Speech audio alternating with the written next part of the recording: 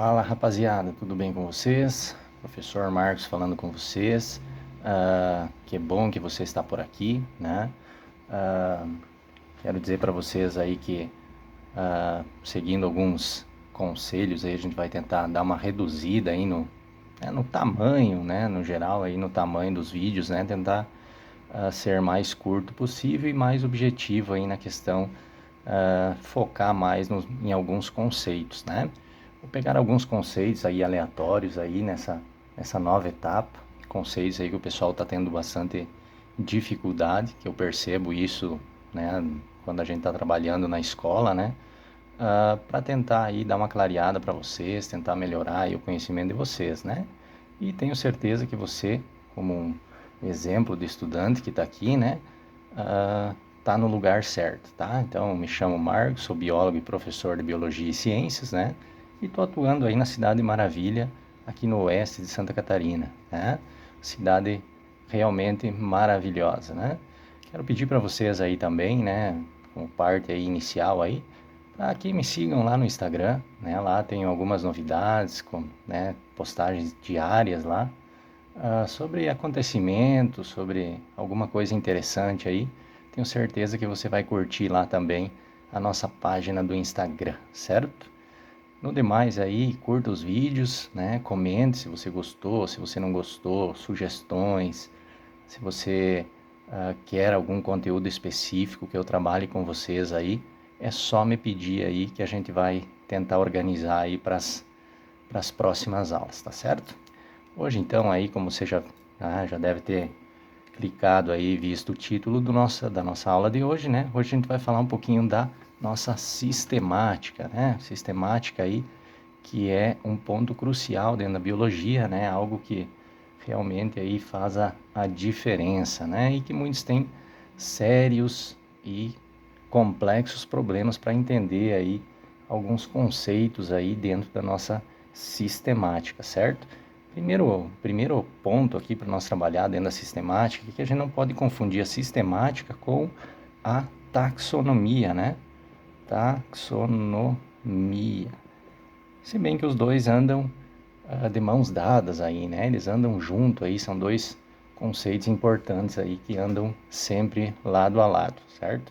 A taxonomia, né, conceitualmente falando, né? Então é a questão aí de nomear, nomear,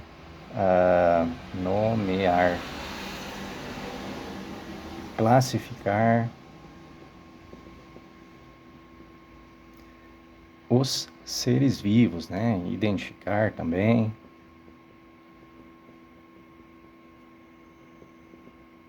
Então a taxonomia, como uma área geral aí dentro da biologia, ela tem o intuito aí de identificar, nomear e classificar aí os organismos dentro de táxons, né?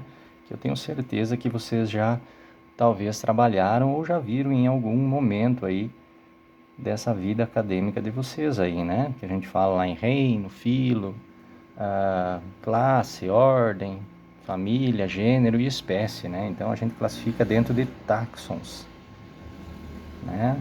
E existem vários táxons aí, subtáxons também, que hoje a gente trabalha, certo? Os principais então aí são reino, filo, classe, ordem, família,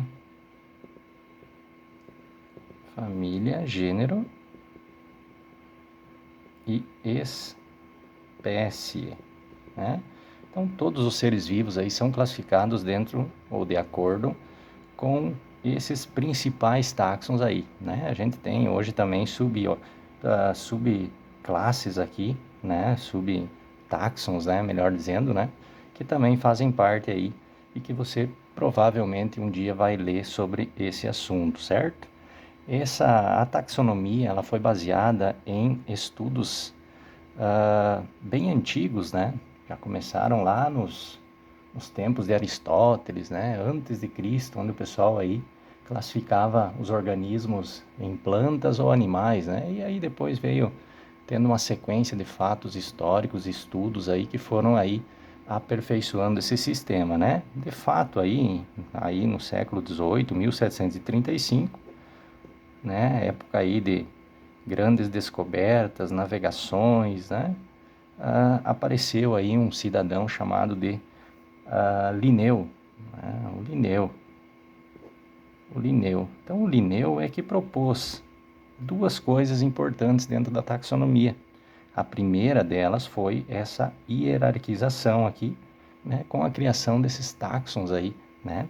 E a segunda contribuição de Linneu aí para a taxonomia foi a questão da nomenclatura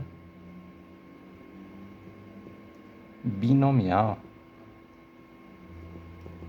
E a nomenclatura binomial é o que a gente chama aí de nome científico dos organismos, né? Então, quem propôs isso, né, foi Linneu, em 1735, tá? Por essas contribuições aqui, né, ter um grande impacto dentro da taxonomia, o Linneu hoje ele é considerado aí o pai da taxonomia moderna, né? Então, por essas duas grandes contribuições, né? Tanto a hierarquização quanto a nomenclatura binomial que foi proposta por ele. Talvez aí mais adiante a gente possa estar gravando uma aula específica sobre a taxonomia, sobre as regras da nomenclatura binomial. A gente pode estar trabalhando alguma coisa em relação a táxons, certo? Fato é que depois de classificar, identificar, nomear, a gente parte então para a sistemática, tá certo? A sistemática como conceito, né, como conceito de sistemática, a gente pode colocar que é a construção de um possível histórico evolutivo das espécies, né? Ou seja, quando elas surgiram, quem são os seus principais ancestrais, né? Em que época que elas surgiram, quais as suas características principais, né? Então, a partir da sistemática, esse histórico ele é construído em cima dessas características, né?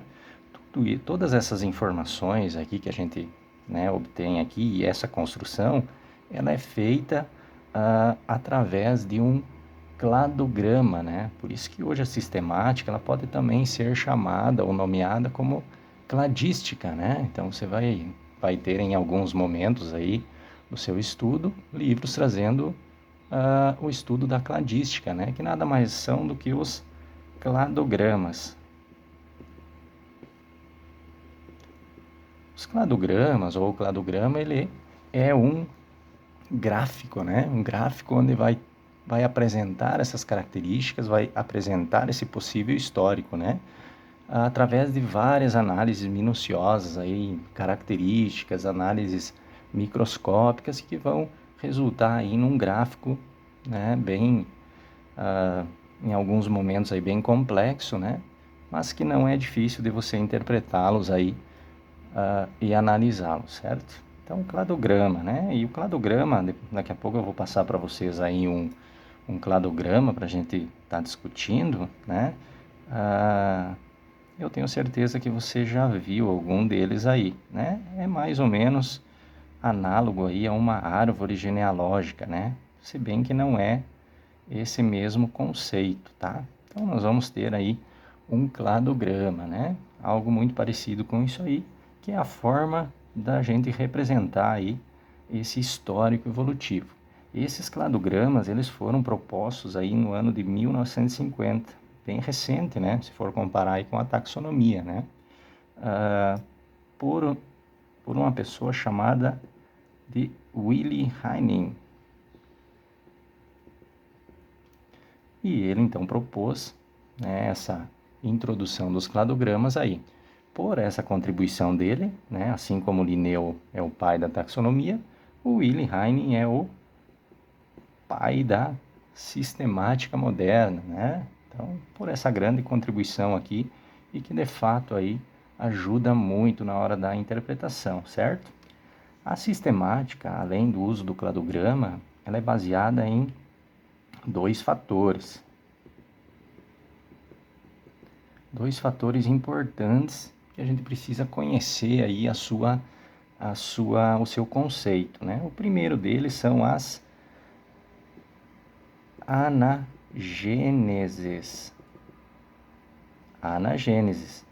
As anagêneses nada mais são do que características evolutivas, né? Novidades que foram aparecendo ao longo desse histórico evolutivo, as adaptações que cada espécie foi tendo ao longo do tempo, né? Então, as anagêneses refere-se a características, certo? E o segundo fator aí são as cladogêneses.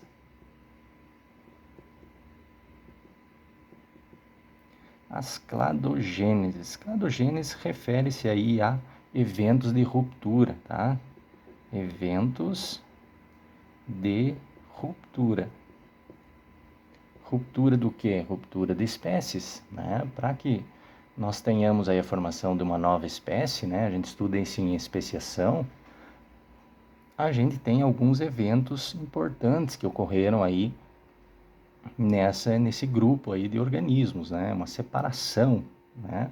Nós tínhamos aí vamos supor, um organismo, né? Que vivia num certo ambiente e por algum acaso aí aconteceu uma ruptura, né? Onde separou uma parte para cá, outra parte para lá, e o tempo foi passando, adaptações foram sendo criadas até que a gente tem aí a formação de uma nova espécie. A partir dessas novas características é que a gente chama aí de eventos de ruptura, né? Então, ou seja, a formação de espécies novas, diferentes daquela inicial em que a gente conhecia, certo? Então, os dois fatores importantes aí dentro da sistemática são as anagêneses e as cladogêneses, que vão estar representadas aí em um cladograma, beleza?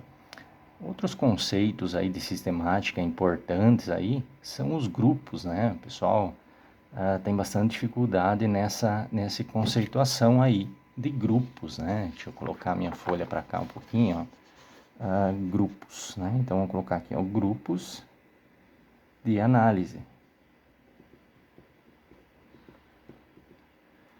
Grupos de análise. Então, esses grupos formados aí por alguns táxons, alguns organismos, né, em específico, eles são formados a partir de características que eles compartilham, né? Vai ter grupos lá que vão ter características similares e que podem ser alvo do estudo, né, que você está desenvolvendo. A partir da formação desses grupos, a gente chama eles aí de grupos monofiléticos,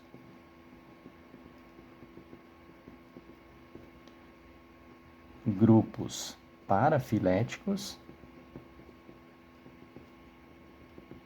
ou grupo polifilético.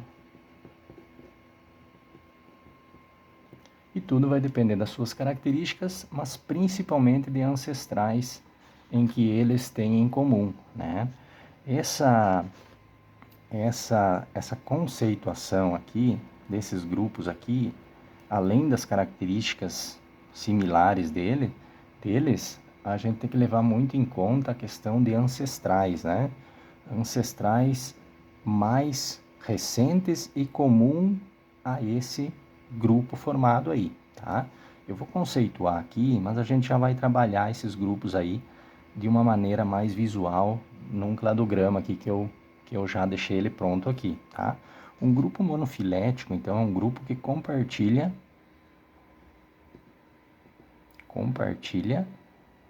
o ancestral mais recente.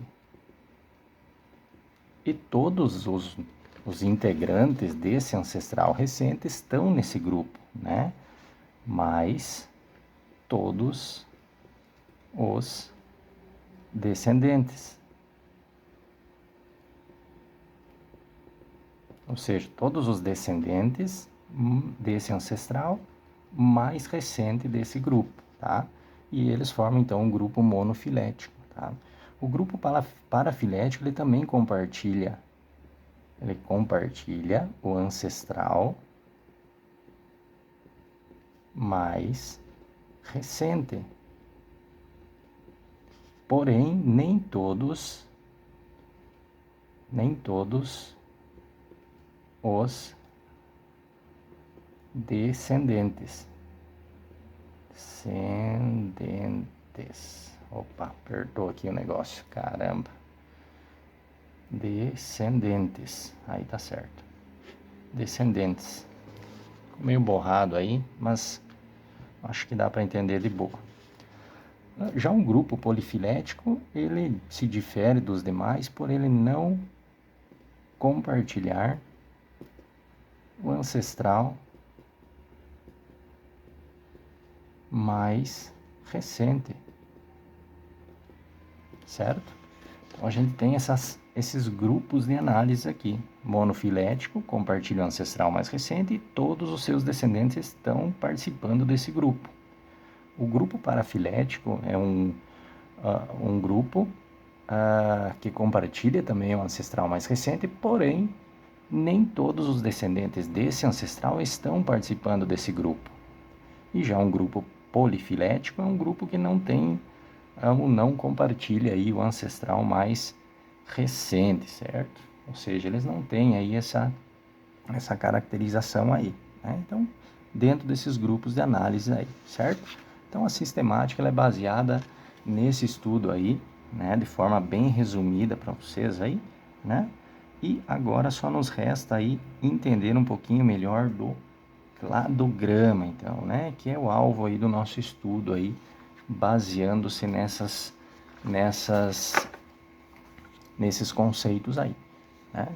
Aqui nós temos um cladograma, já fiz ele aqui, né, antes de começar a aula aqui, para nós não nos alongarmos muito, né? O cladograma, ele é isso aqui, né? Então, o cladograma é a construção gráfica de toda essa evolução dessas espécies, né? Aqui está com letras, né, e com números aqui para representar os táxons e as características, né, de forma mais genérica aí, e também que seja um pouco mais fácil da gente entender, certo? A primeira análise inicial que a gente faz aqui no cladograma são as partes do cladograma, certo? O que a gente verifica aqui? Uma linha tortuosa aqui, né, que está em azul aqui, que é esse gráfico, né? Ou seja, que é essa construção, né? No lado esquerdo aqui a gente tem o que aqui? Uma linha de tempo, onde a gente começa aqui num tempo zero de análise, né? E chegando aqui até o nosso tempo atual, que é o nosso momento agora, né? Então, todos os organismos, eles vivem num tempo atual, né? Nenhum deles teve aí um percurso interrompido por algum tipo de extinção, né? Então, todos vivem aqui num tempo atual, certo? E eles estão representados aqui, esses organismos, né, por números, né? O organismo número 1, o 2, o 3, o 4 e o 5, cada um no seu devido local aqui. Esses organismos aqui, eles aparecem descritos como táxons, tá? Ou seja, táxons aqui refere-se a espécies ou grupos de organismos, tá? Então, são táxons, são grupos ou espécies específicas aí de algum organismo, tá? E a gente chama isso então de táxon, certo? Outra coisa que a gente consegue verificar aqui no nosso cladograma são esses nós aqui, né? Que a gente chama aqui de nó, né? Deixa eu pegar uma outra caneta aqui, ó. Então, nós temos um nó aqui. Nós temos um nó aqui. Essas bifurcações, elas são chamadas de nó, beleza? O nó. Em contrapartida, cada um dessas ramificações aqui, a gente chama de ramos mesmo, né? Ou seja, um ramo aqui, um ramo aqui, ramos, né? Então, a gente chama de ramos, né? E as letrinhas aqui que eu coloquei como letras, né? Aqui A, B, C, E, F, M, H, Z, K, refere-se a características, tá? São características que foram aparecendo ou desaparecendo nesse tempo aí, né? Em que dessa análise, desde o tempo zero até o tempo atual, né? Então, eventos que foram acontecendo aí foram sendo descritos nesse cladograma aí, beleza?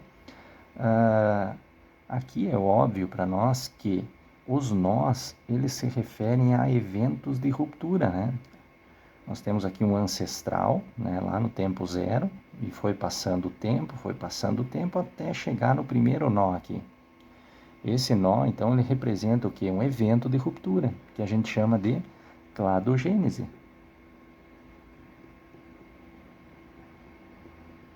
Essa cladogênese aí, ela pode ser um rio que apareceu no meio de um grupo de espécies e acabou separando eles, né? Deixando eles isolados reprodutivamente. Pode ser um terremoto que abriu uma cratera e separou, né? Um surgimento de montanha, enfim, algum evento cladogênico que aconteceu durante esse tempo aqui, né? Então, se nós tivesse tempo marcado em ano, né? Então nós teríamos um certo período aqui, né? Em que aconteceu essa primeira cladogênese aqui que separou em dois grandes grupos aí, né? Um que deu origem ao 1, ao 2 e ao 3, e o outro que deu origem ao 4 e ao 5 aí, por essa divergência de características que surgiram, certo? Então a análise inicial do nosso cladograma é essa aí, né? Nós temos os cladogêneses. Ah, faltou aqui, ó. Essas características novas aqui, ó, tipo o F, o E, o K, o M, né? A perda de A, né? Que existia lá no ancestral e que acabou sendo perdida. Essas características novas aqui, né? Então, características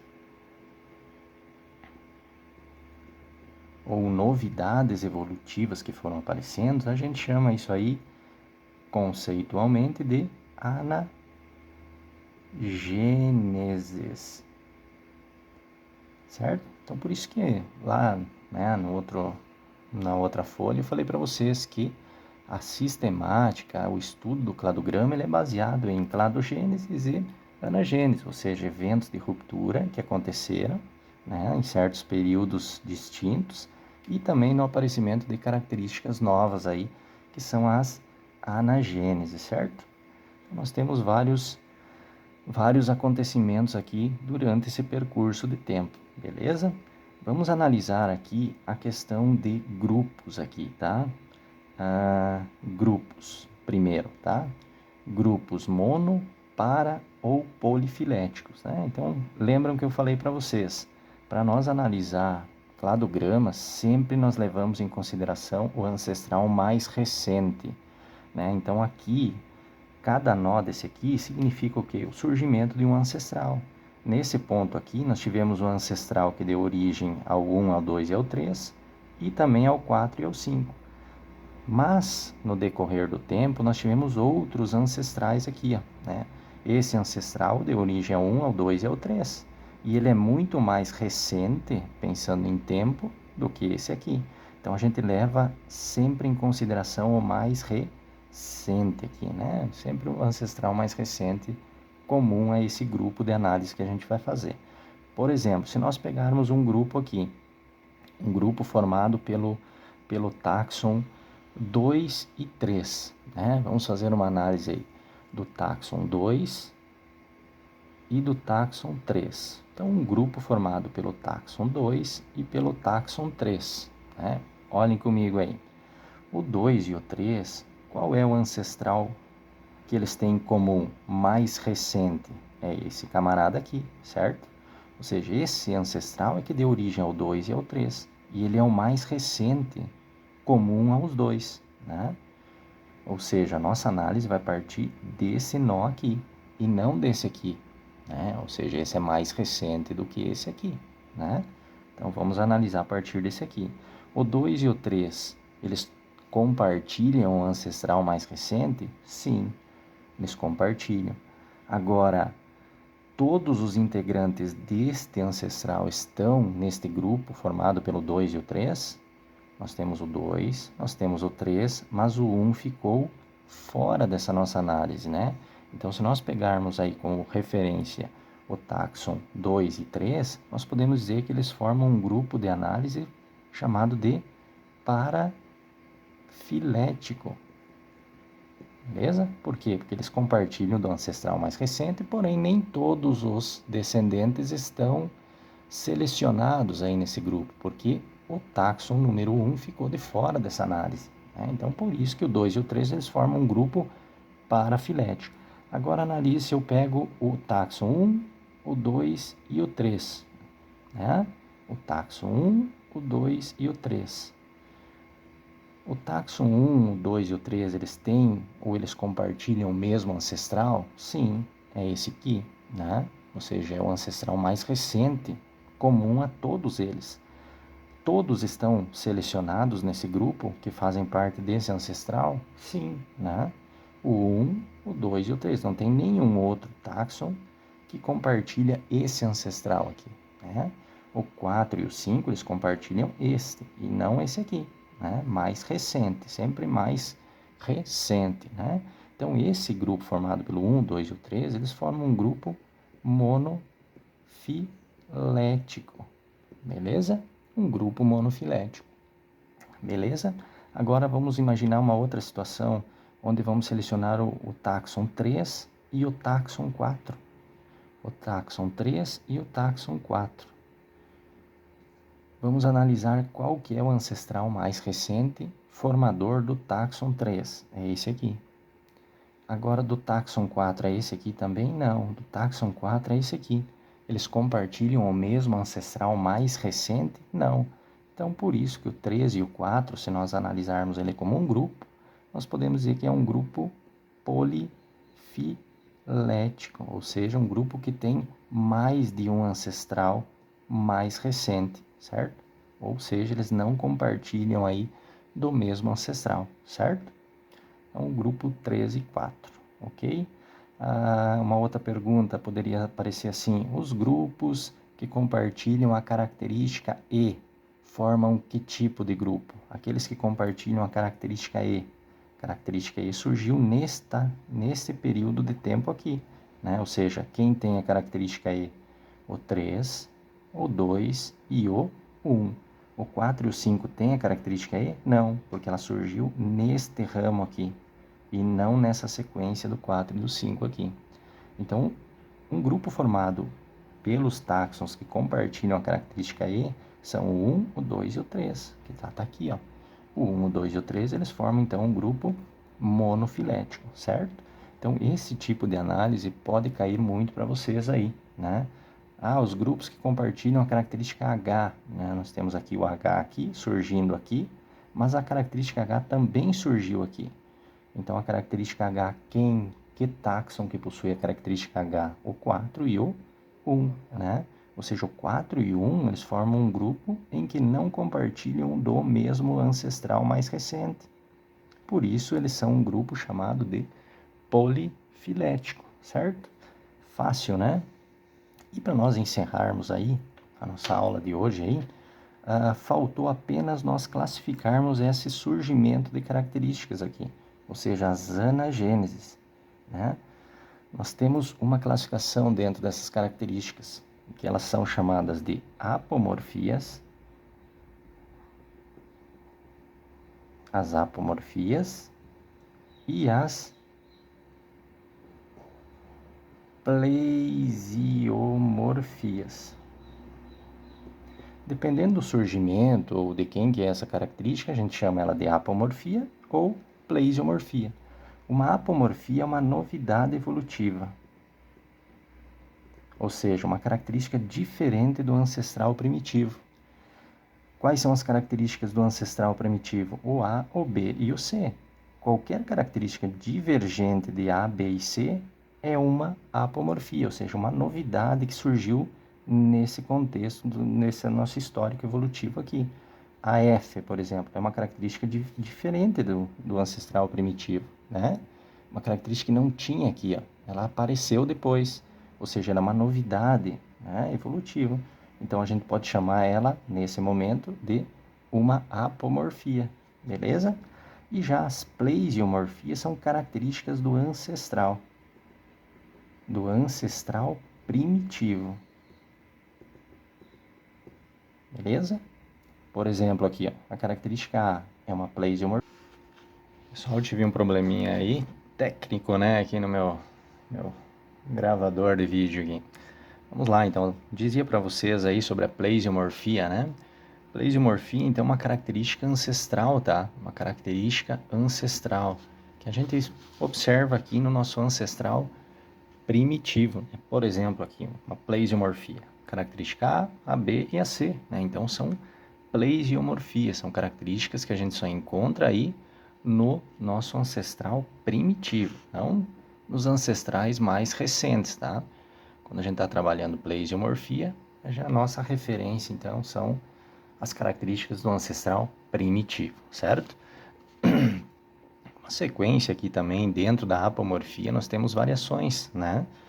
E a nossa variação é a chamada sinapomorfia.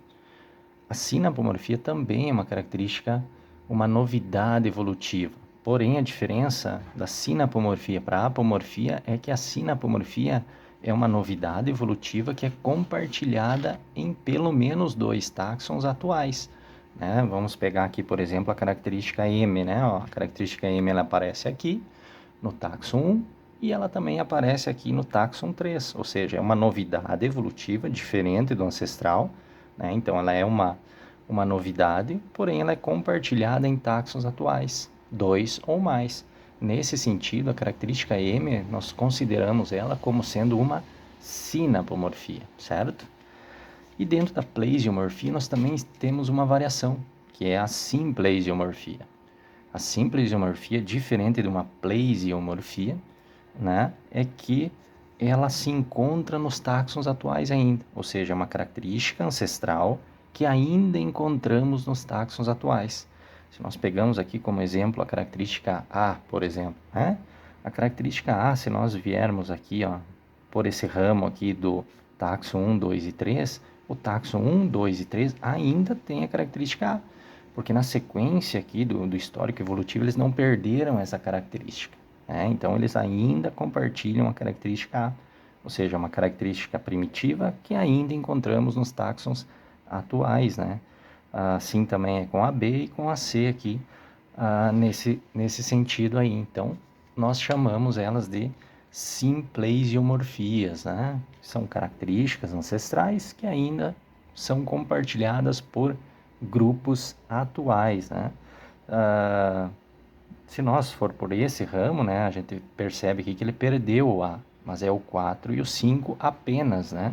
Então, se nós levarmos em consideração apenas o 4 e o 5, a perda de A aqui, ela deixa de ser uma simplesiomorfia e ela passa a ser apenas uma plesiomorfia, porque é uma característica que se perdeu ao longo do processo evolutivo, certo?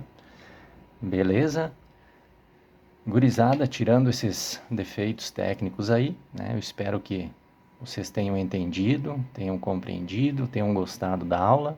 Não esqueçam aí de dar o seu comentário sobre a aula, o que você achou, o que a gente precisa melhorar, né? E também deixe aí sugestões aí para os nossos próximos temas aí a serem abordados, beleza? Um abraço para vocês e a gente se encontra aí nas próximas aulas.